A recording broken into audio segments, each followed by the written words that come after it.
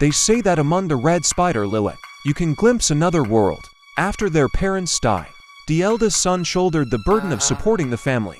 To feed his 6 younger siblings, he worked day and night without rest. Before he knew it, he'd become the youngest master craftsman of doors and windows in town, his work surpassing even the veteran artisans.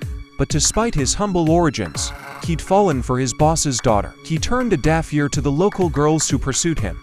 Even as his siblings grew up and left to find work elsewhere, he remained a bachelor, still dreaming of the day he might marry the boss's daughter.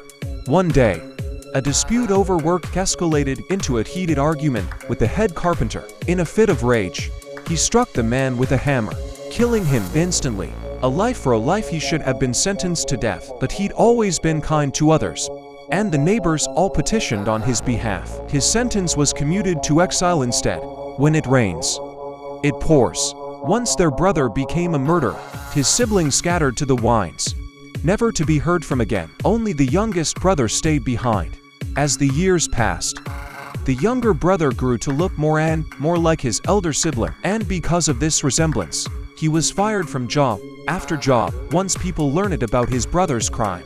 Finally, at 23, he began hiding the fact that his brother was a killer. His career finally took off. Now, 15 years had passed since his brother's exile. It was time for him to return. The old door and window shop owner sought out the younger brother, hoping he would visit his sibling, but fearing he'd lose his job again, he refused repeatedly.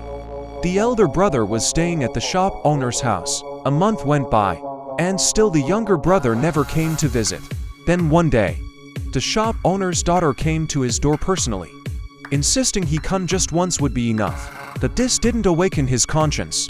Instead, it only stirred up more hatred. He couldn't understand why his brother had the nerve to come back, so he went to the grave of the carpenter his brother had killed, begging the dead man's spirit to take his brother away.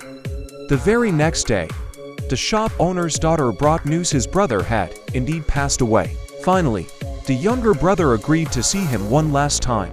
The shop owner was beside himself with grief as he recounted what had happened the day before. Yesterday, the courtyard had suddenly bloomed with red spider lily. The younger brother stared at those flowers.